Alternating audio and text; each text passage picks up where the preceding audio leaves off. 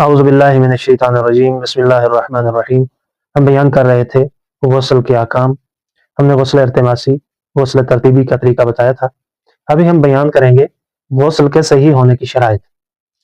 जो हम गुस्ल करते हैं उसके सही होने की कुछ शराइत हैं।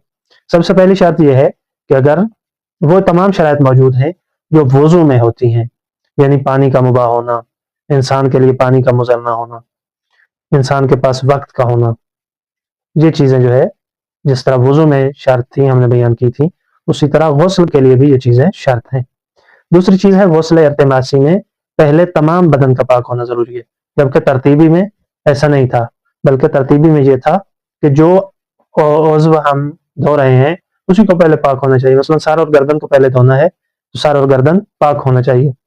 ये नहीं है कि सारा बदन शुरू से पाक होना चाहिए, बल्कि सर और गर्दन पहले पाक होना चाहिए, उसके बाद दायां हिस्सा पाक कर लें, फिर उसको धो लें, फिर बाएं हिस्से को पाक करके उसको धो लें तो भी काफ़ी है। लेकिन गुस्ल इर्तिमासी में ज़रूरी है कि तमाम का तमाम बदन पहले से पाक होना चाहिए, फिर गुस्ल की नीयत से गुस्ल को अंजाम दिया जाए। तीसरा है वाजिब रोज़े रखने वाला रोज़े की हालत में गुस्ल इर्तिमासी नहीं कर सकता। क्या वजह, क्यों नहीं कर सकता? क्योंकि रोज़ेदार का पूरा सर पानी में डबोना रोज़े में जायज़ नहीं है। यानी रोज़े में पूरा सर जो है पानी में डबोएगा, गोता लगाएगा तो उसका रोज़ा बातिल हो जाएगा।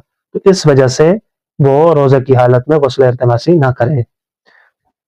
आगे इंशाअल्लाह हम आने वाली वीडियोस में मज़ीद अहकाम बयान करेंगे। खुदावंद मुताल हमें सही मानों में उलूम आले मोहम्मद सीखने और उन पर अमल करने की तौफीक अता फरमाए। वस्सलामु अलैकुम व रहमतुल्लाहि व बरकातहू।